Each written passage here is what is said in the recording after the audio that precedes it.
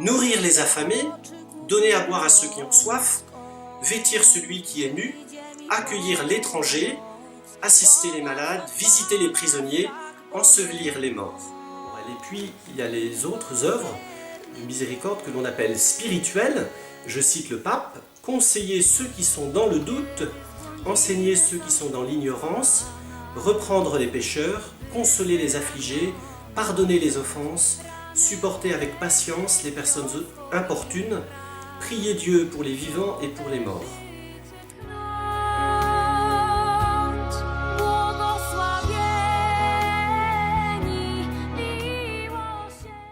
La pureté de cœur, ce qui purifie le cœur du chrétien, c'est la miséricorde. Un cœur miséricordieux, c'est un cœur pur. Le scout est fait pour servir et sauver son prochain. Rattaché à cet article, le fait, mais quelle est la motivation profonde? On ne se met pas au service des autres pour se mettre en avant, pour briller, mais parce qu'on est touché par la miséricorde. Servir et sauver son prochain, ça se manifeste à travers les diverses œuvres de miséricorde.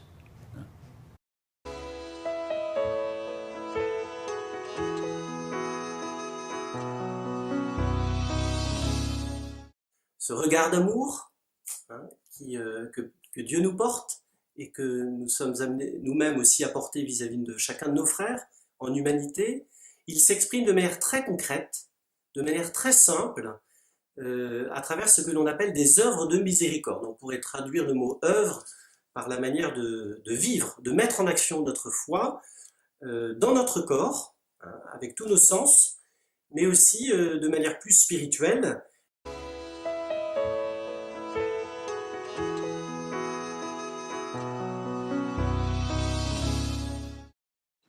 Il faut bien se rendre compte que finalement, tout l'enjeu de notre existence, c'est ce que Jésus nous dit en Matthieu 25. J'avais faim, j'avais soif, j'étais nu, j'étais sans abri, j'étais malade, j'étais prisonnier. Tu es venu me visiter, tu m'as accueilli.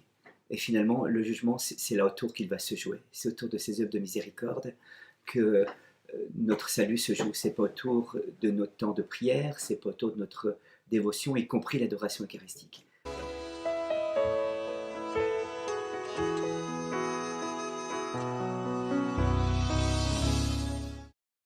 Si je n'avais pas ces temps de prière, s'il n'y avait pas l'adoration eucharistique, il serait absolument impossible de pouvoir opérer ces œuvres de miséricorde, parce que si elles sont justement des œuvres de miséricorde, elles se rattachent à celui qui est le miséricordieux, qui est Dieu lui-même, et je ne peux reconnaître le visage du Christ qu'à travers la grâce de Dieu.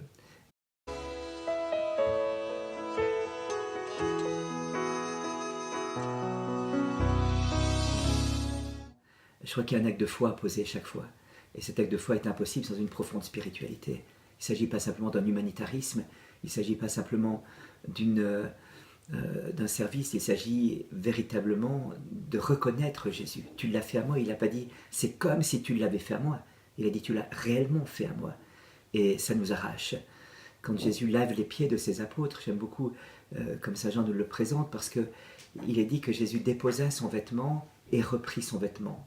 Or, les deux mots grecs qui sont utilisés pour déposer son vêtement et reprendre son vêtement sont les mêmes mots que Jésus va utiliser en disant « Mon Père m'a donné le pouvoir de déposer ma vie et de reprendre ma vie ».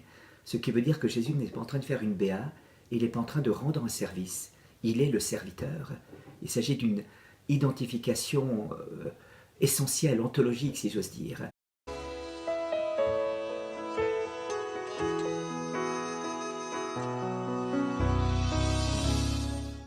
Il ne s'agit pas de quelque chose que je fais, ce n'est pas dans l'ordre du faire, c'est dans l'ordre de l'être. Les œuvres de miséricorde vont nous chercher au fond de notre être. Nous sommes en état de service jour et nuit. On peut même prêter du temps à Dieu, on peut lui prêter même 24 heures par jour. Si on n'a pas donné le fonds de commerce de notre personne, on va passer à côté de la logique profonde de ces œuvres de miséricorde. Et donc, il faut bien comprendre ce que cela implique comme désappropriation de soi, comme arrachement au fond de soi-même, pour pouvoir à la fois reconnaître le Christ dans nos frères et sœurs souffrants et à la fois nous approcher de lui avec cette humilité et cette disponibilité qui est celle-là même de Jésus.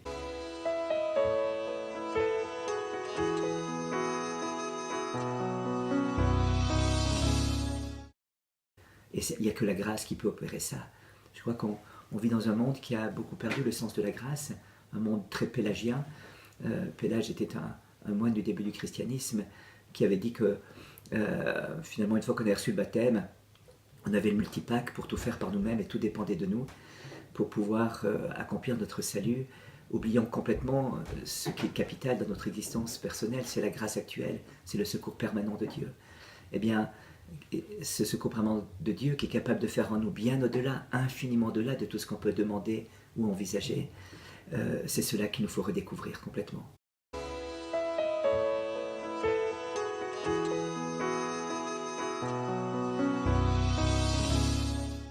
Si le pape insiste tellement là-dessus, c'est que la tentation, la grande tentation aujourd'hui, et c'est la tentation même de l'antéchrist, tel que Vladimir Solovyov, ce grand auteur russe de la fin du 19e siècle, le présente, ou tel que Robert Benson le présente dans Le Seigneur du Monde, c'est l'humanitarisme. C'est une sorte de charité, de générosité, mais sans le Christ. Et alors le pape nous rappelle à la fois l'exigence évangélique que le jugement dernier se fera sur le service que l'on aura rendu à nos frères et sœurs, mais aussi sur la source de ce service qui doit venir d'une profonde intimité avec le Christ. Ce n'est pas nous qui faisons cela, c'est le Christ qui opère ça à travers nous.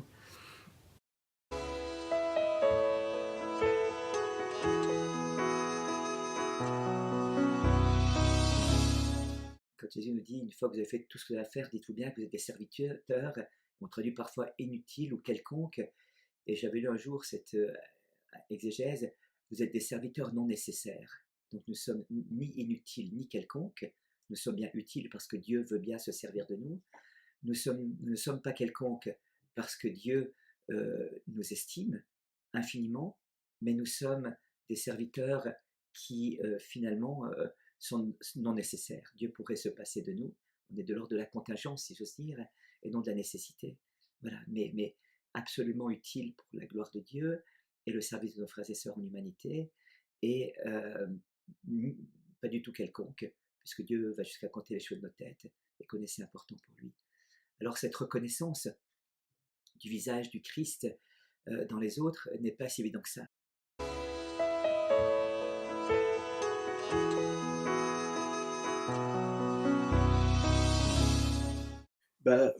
C'est le même mot.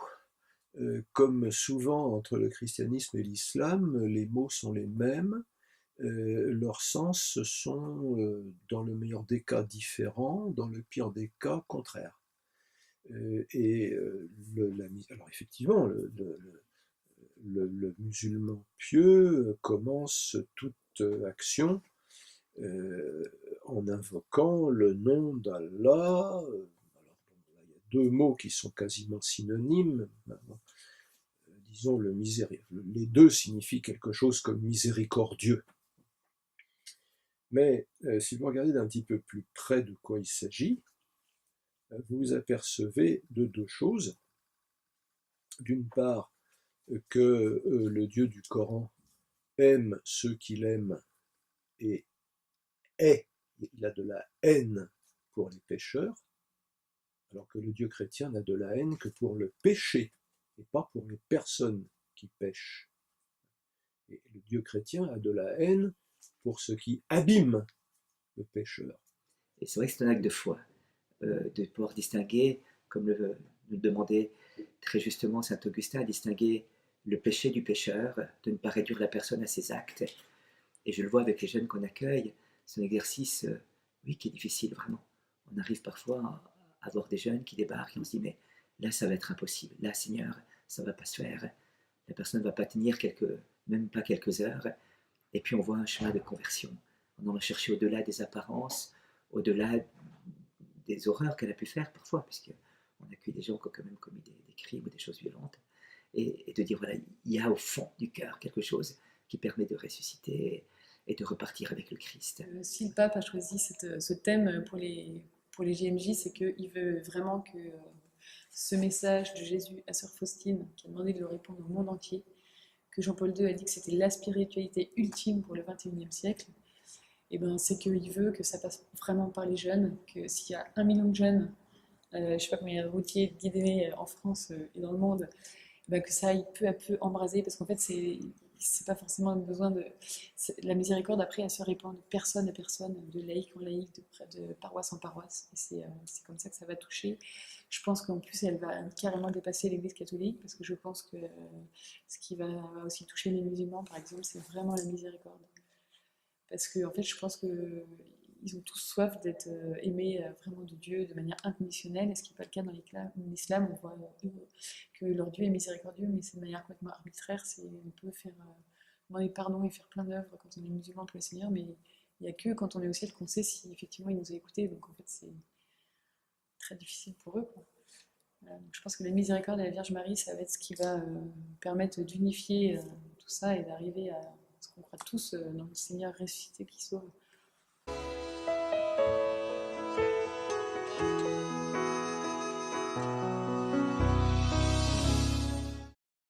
Ces œuvres de miséricorde sont capitales, elles sont d'abord matérielles. Et c'est intéressant de voir que c'est la chair qui est première.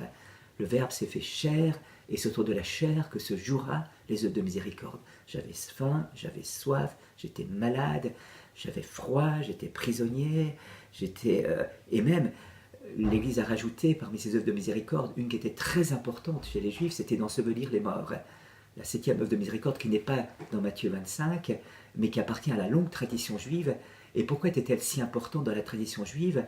Parce que dans les commentaires rabbiniques de cette 7e œuvre de miséricorde, il nous était dit que finalement, dans toutes les autres œuvres de miséricorde, on peut recevoir en retour une certaine gratification.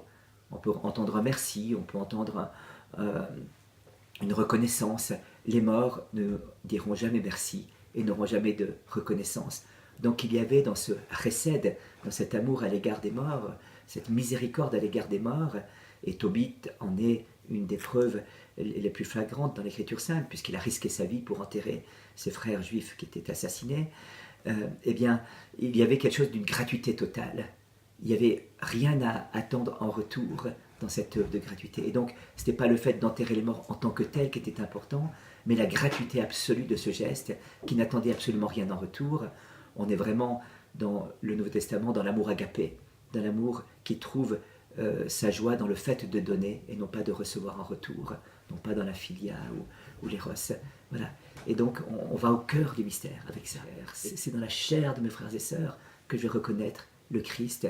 Je crois vraiment que c'est dans ce monde qui a tellement exalté, j'allais dire, le corps, mais qui l'a en même temps tellement dématérialisé, qu'il a virtualisé, qui a voulu en faire une sorte d'icône perfectible grâce à Photoshop, eh bien, on passe à côté de la vraie chair, de la chair réelle. Et c'est important de retrouver cet encharnellement, dirait Peggy, ce rapport profond avec l'autre qui est dans sa chair et qui, véritablement, nous oblige à penser la résurrection de la chair aussi. C'est pas rien. On n'est pas dans la dématérialisation du corps, on est véritablement dans le régime profond de l'incarnation.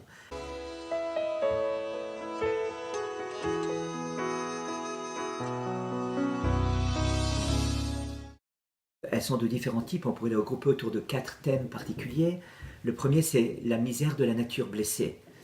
La nature est blessée par le péché originel en particulier. Elle se blesse encore par le péché actuel. Il y a donc un défaut de grâce, et donc il s'agit de communiquer cette grâce, de permettre à ce que Dieu puisse envahir chaque être de sa grâce, c'est-à-dire de sa vie divine, investir l'homme pleinement de sa grâce, qui n'enlève rien à la nature, mais qui la perfectionne et la surélève. Et alors, le meilleur moyen d'obtenir la grâce, c'est la prière.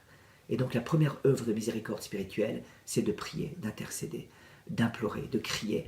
Et de nouveau, la prière dans l'esprit chrétien n'est pas seulement une prière vocale, elle est une prière où ma chair s'implique. Il y a le jeûne parfois qui est là. C'est un ami prêtre en Inde qui me raconte cette histoire qui m'a beaucoup touché.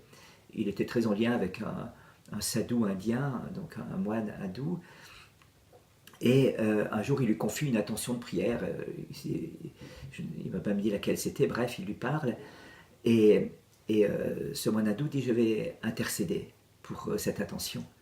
Et puis, il voit ce moine une dizaine de jours après, et il parle de toute autre chose.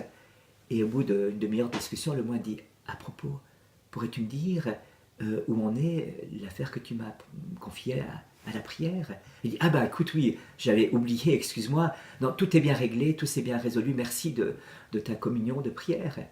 Et le moine appelle un de ses confrères et dit, alors apportez-moi un jus d'orange. Il avait jeûné pendant 10 jours pour l'intention que ce prêtre lui avait confiée. Et ce prêtre m'a dit, mais j'étais tellement bouleversé, j'avais honte, mais tellement honte d'avoir confié une intention sans même moi la prendre au sérieux quelque part.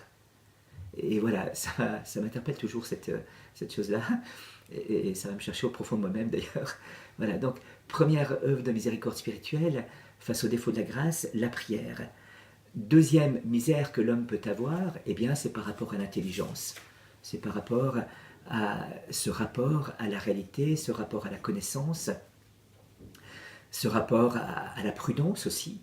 Et donc, les œuvres de miséricorde qui vont concerner l'intelligence vont être l'enseignement, donner une connaissance, éclairer l'intelligence, offrir une lumière qui permette à la personne d'avancer, et puis aussi conseiller, ce qu'on appelle la direction spirituelle, l'accompagnement spirituel, aider la personne dans ce chemin, non pas se substituer à la liberté de la personne, bien au contraire, mais donner à la personne, dans son intelligence, à la fois la vérité qui rend libre et à la fois les lumières très concrètes qui permettent d'avancer pas à pas. Et je pense que là, il y a énormément à faire aussi. Et là, je me permets de relever une chose. On a beaucoup insisté aujourd'hui par rapport au drame du relativisme de notre époque, qui a bien été mis en lumière par le pape Benoît XVI, par rapport aussi au subjectivisme complet qu'on a vu naître après le Concile Vatican II, en disant « mais si tu le penses comme ça, c'est bien, si tu le sens comme ça, vas-y, fais-le ». On avait oublié que l'Église était mater et magistra, qu'elle avait un rôle magistériel, un enseignement. On le retrouve aujourd'hui, et tant mieux. On insiste beaucoup sur l'intelligence spéculative, sur la théologie spéculative, mais on a oublié peut-être, et c'est peut-être un des grands drames de notre temps, que l'intelligence suprême, c'est l'intelligence des saints. Que la théologie qui dépasse toutes les autres, et auxquelles toutes les autres sont subordonnées, c'est la théologie des saints. Et donc, il va falloir redécouvrir cette théologie des saints. Je crois vraiment que c'est un grand challenge aujourd'hui, un grand défi devant lequel nous trouvons. Toute autre science, la philosophie et la théologie spéculative est subalternée et subordonnée en quelque sorte à cette théologie des saints. Ce sont eux la majorité décisive, disait le pape Benoît XVI. Et saint François de Sales avait cette merveilleuse image. Il disait « Les saints sont à l'évangile ce que la musique jouée est à la musique notée ». Finalement, on peut lire l'évangile sans ne pas très bien comprendre ce que cela signifie, mais quand on voit l'incarnation de l'évangile dans la vie des saints, alors c'est comme si, après avoir lu une partition, j'écoutais la symphonie jouée par un orchestre, et là je comprends tout. En tout cas, je suis émerveillé. Il va falloir vraiment redécouvrir la théologie des saints. Ce sont eux la majorité décisive, ce sont eux qui éclairent de manière suréminente notre vie chrétienne, et donc dans la direction spirituelle en particulier. Je crois que ce n'est pas d'abord une œuvre de théologie spéculative, mais de lumière qui nous vient de ces grands témoins, de ces martyrs, qui véritablement à la fois peuvent nous encourager, nous booster et nous pousser en avant, et puis aussi visualiser, visibiliser en quelque sorte les exigences de l'Évangile. La charité, on sait ce que ça veut dire, mais quand on voit Mère Teresa et Maximilien Kolbe, on a compris que ça prend une forme toute particulière. Quand on voit l'évangélisation et qu'on voit l'infatigable apostolat d'un Jean-Paul II, d'un Benoît XVI, d'un François, on a compris que ça nous arrache au fond de nous-mêmes. François qui n'aimait pas les voyages, qui était un casanier et qui voulait prendre généreusement sa retraite, comme Benoît XVI d'ailleurs, comme le cher cardinal Ratzinger, on les voit les deux poussés par Dieu dans leur dernier retranchement et accomplir une œuvre prodigieuse par la grâce et par leur acquiescement à cette grâce, à un âge où ni l'un ni l'autre n'avait envisagé ce défi. Et ça, je trouve merveilleux de voir ça. J'ai l'impression d'être un vieux parfois en face d'eux, en me disant, mais quand je vois l'énergie qu'ils déploient dans leur apostolat, alors qu'un voulait se retirer de son monastère en Allemagne et l'autre coulait des jours tranquilles après une vie bien remplie, il se retrouve sur le siège de Pierre. Voilà, il y a quelque chose qui nous interpelle profondément à travers ça. Voilà, donc, deuxième aspect de la miséricorde spirituelle, le défaut de l'intelligence. Troisième aspect de la miséricorde spirituelle, la misère de la volonté défaillante. Donc ce sont les deux facultés de l'âme spirituelle, l'intelligence qui cherche la vérité, la volonté qui cherche le bien, mais elle peut être tâtonnante. Elle ne peut pas ne pas vouloir le bien, mais elle peut se tromper de bien, elle peut être hésitante et pusillanime dans cette quête du bien. Et donc, il va falloir exercer une miséricorde à cet égard. Alors, cette miséricorde peut s'exercer à 3 niveaux, nous dit saint Thomas d'Aquin. Premièrement, de corriger les fautes, pour autant que cela soit possible, d'éclairer, de dire, ben voilà, attention, là tu as, c'est pas tout à fait comme ça qu'il faudra agir, ben écoute, reprends-toi, ressaisis-toi. La maladie de l'ascédie, c'est-à-dire de la tristesse spirituelle, la tristesse corrosive de l'amour de Dieu, la paresse spirituelle, bon, ben, il va falloir véritablement encourager la personne, la soutenir, lui montrer où elle en est spirituellement et l'aider à avancer avec beaucoup de miséricorde, justement. C'est une œuvre de miséricorde, c'est l'œuvre la plus grande qu'on puisse exercer. Saint Thomas d'Aquin dit que finalement, la correction fraternelle est l'œuvre la plus grande, c'est un des exemples de l'amour agapé. Donc c'est pas parce que l'autre m'énerve que je le corrige, ça c'est pas la correction fraternelle, c'est de la colère qui s'exprime en vengeance, et ça n'a rien à voir avec la correction fraternelle. La correction fraternelle est vraiment une œuvre généreuse, totale, qui fait que, tremblant de la souffrance de l'autre, je me permets de lui faire cette remarque. Il y a une prudence à exercer là-dessus, il y a aussi beaucoup d'inventivité pour agir de cette sorte-là. Hein, comment mettre en valeur la personne, comment d'abord relever ce qu'il y a de bon, de bien, comment l'approcher, à quel moment faut-il l'approcher. Donc il y a toute une créativité, une inventivité de la charité pour aider l'autre dans sa volonté défaillante à progresser, à persévérer, sans la décourager, mais en lui permettant véritablement d'accueillir la grâce pour aller en avant. La deuxième chose, quant à la volonté, c'est de pardonner les péchés de l'autre. Et ça, c'est très important, cette dimension du pardon. C'est véritablement l'au-delà du don. Pardonner, c'est donner au-delà de tout. C'est faire preuve de miséricorde à l'extrême, si j'ose dire. Quand Jean-Paul II parlait du mystère du mal dans le monde, du péché du monde, il disait ce péché nécessairement, cette injustice qui crie de partout, nécessite une réparation et même une vengeance, disait-il, une sanction en tout cas, et la vengeance de Dieu s'appelle miséricorde. Elle pardonne, elle engloutit tout ce mal dans cet abîme de miséricorde. Non pas qu'elle légitime le mal, non pas qu'elle justifie le mal, ou qu'elle considère que le mal n'est pas mal, bien au contraire, il n'y a de miséricorde que parce qu'il y a reconnaissance objective de la gravité, du gravissime aspect du mal, mais en même temps, c'est parce qu'il y a cette reconnaissance qu'on peut l'engloutir dans la miséricorde. Et puis un troisième point, dit saint Thomas d'Aquin, qui est toujours lié à cette volonté défaillante, ça va être de supporter les défauts des autres. Ce qui est un exercice parfois assez difficile. Et donc, il y a là encore un acte de foi à poser, d'accepter les défauts de l'autre, d'accepter les imperfections, de supporter ses travers, sachant que l'autre doit me supporter aussi, ce qui est aussi un exercice important pour l'autre. Dans la tradition monastique, on appelle ça des frères exerçants. Et donc, il y a ce travail qui est là. Et le frère est d'autant plus exerçant qu'il n'accueille pas sa pauvreté et sa misère. Je crois que c'est quelque chose d'important à découvrir. Saint Thomas d'Aquin nous dit aussi que pour être aimé, il faut se rendre aimable et agréable. Et pour se rendre aimable et agréable, c'est-à-dire sympathique et cordial, ce qui appartient à une vertu très importante qui s'appelle l'eutrapélie, la vertu du repos, mais aussi la vertu de la simplicité de vie, de la cordialité, de l'amabilité, de l'affabilité. Eh bien, il va falloir accepter notre misère et notre pauvreté. Si on n'accepte pas le fait que je sois pécheur, que je sois pauvre, ben, il n'y a rien qui va se passer. J'aime beaucoup cette petite expérience, ce témoignage du frère Carme Laurence de la Résurrection. Un frère Carme tout simple, il faisait la popote dans son monastère, et puis de temps en temps il réparait les sandales, et il voit passer un jour un frère dans les couloirs du monastère qui tirait une tête, la bouche à 7h25 comme ça, et il dit « Mon frère, vous êtes malade ?» Oh, il dit « Mon frère, c'est pire. » Il dit « Mon frère, vous êtes mourant ?» Il dit « Non, c'est pire. » « Mon frère, vous voulez quitter le monastère ?»« Non, mais c'est pire quand même. » Il dit « Mais qu'est-ce qui se passe, mon frère ?»« Mais j'ai fait un péché. » Et Laurent de la Résurrection éclate de rire, il dit « Ça vous étonne ?» Il dit « Vous savez, moi quand je fais un péché, ça ne m'étonne pas. Je suis tellement pauvre, tellement lamentable que ça ne m'étonne pas. Mais quand j'en fais pas, alors ça m'étonne. Parce que la puissance de la miséricorde de Dieu est grande pour m'empêcher de tomber. » Et ça rejoint tout à fait la réflexion de Sainte Thérèse de l'Enfant Jésus, qui disait qu'il y avait 2 manières d'expérimenter la miséricorde de Dieu. La première, c'était Marie-Madeleine, elle avait beaucoup péché. Le Christ elle a fait une grande miséricorde, il avait beaucoup aimé, elle avait beaucoup aimé en retour. Donc au cœur de sa misère, au cœur de sa souffrance, et c'est le sens même de miséricorde, un cœur qui se penche sur la misère. Elle découvre ce cœur du Christ qui se penche sur sa misère, sur l'abîme de sa misère, et l'en sort et la relève. Et puis, dit Thérèse de l'Enfant Jésus, il y a l'autre manière de découvrir l'infinie miséricorde de Dieu, c'est moi. Je comprends que le Christ a plus souffert pour m'empêcher de tomber qu'il n'a souffert pour relever Marie-Madeleine. Et que si je tiens debout, c'est par la miséricorde de Dieu. Elle avait cette image, elle disait, imaginons un enfant dont le père est médecin, et l'enfant va se promener sur un chemin, heurte une pierre, chute, se blesse gravement et son père le soigne.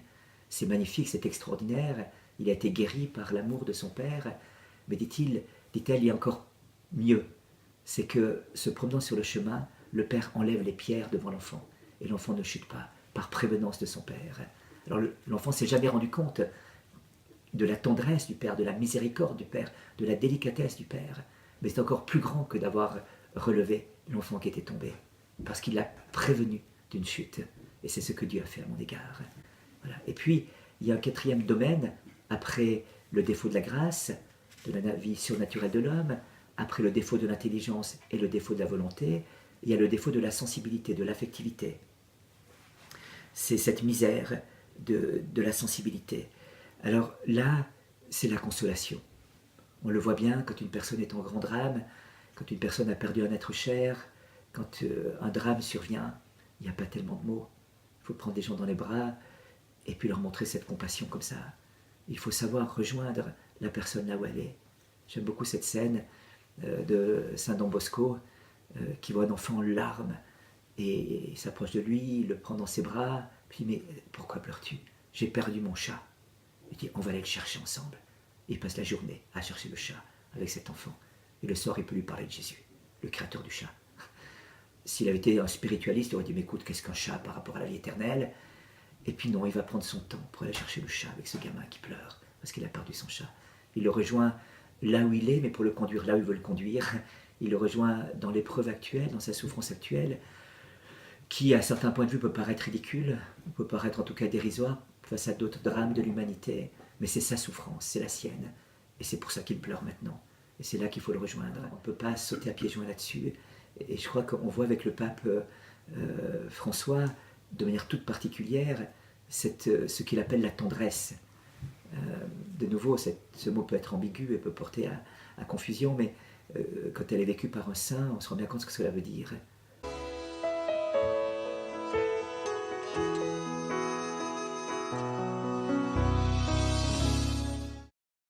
Je crois que le monde n'est plus capable d'entendre un message. Le monde est submergé de messages, submergé d'idéologies, submergé de slogans. Et finalement, comme disait admirablement le pape Paul VI, le monde aujourd'hui a plus besoin de témoins que de maîtres. Et s'il écoute des maîtres, c'est parce qu'ils sont d'abord des témoins. La seule chose qui permettra de renverser le cœur de nos contemporains, la seule chose qui permettra de les rejoindre au fond d'eux-mêmes, c'est pas une théorie de plus, c'est pas une doctrine de plus, c'est un témoignage en chair et en acte, si j'ose dire. Et donc, ces miséricordes appartiennent complètement à la nouvelle évangélisation, car elles visibilisent, elles incarnent le message de l'évangile. Finalement, j'aime beaucoup cette définition qui nous est donnée par Pierre dans les Actes des Apôtres. Jésus est celui qui passait en faisant le bien. Et vous savez, Tertullien disait qu'on appelait chrétiens les premiers chrétiens, les disciples du Christ, non pas en tant que disciples du Christ, non pas en tant que disciples du Christos, mais en tant que ceux qui exprimaient la Christos, la Christotesse divine, c'est-à-dire la tendresse de Dieu, la bienveillance divine. Et l'étymologie de chrétien n'était pas Christos, c'est-à-dire appartenant au Christ, mais ceux qui sont bienveillants, les Christotesses. Le Christ est en lui-même la manifestation de la bienveillance paternelle, de la miséricorde paternelle. Et au IIe siècle, c'est en tout cas l'interprétation étymologique de Tertullien pour expliquer pourquoi les chrétiens étaient appelés chrétiens. C'était ceux qui manifestaient une bienveillance et une miséricorde. Et je trouve très beau. Ce n'était pas d'abord ceux qui appartenaient à un certain clan, quand bien même c'est le clan qui est ouvert aux autres, qui ne se referme pas sur lui-même, c'est-à-dire l'Église qui est ouverte à tous, qui est l'instrument du salut voulu par Dieu dans ce monde. Mais c'était vraiment les bienveillants, ceux qui font du bien. Et c'est à cela qu'on va nous reconnaître comme les disciples du Christ, à l'amour concret qu'on aura les uns pour les autres. Donc l'évangélisation, et cette nouvelle évangélisation en particulier, va se manifester comme ça.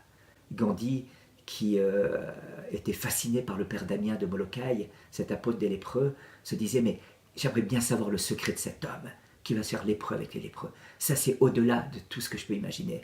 Et Dieu sait si Gandhi était un grand homme et un grand témoin d'humanité, comme l'a qualifié Paul VI.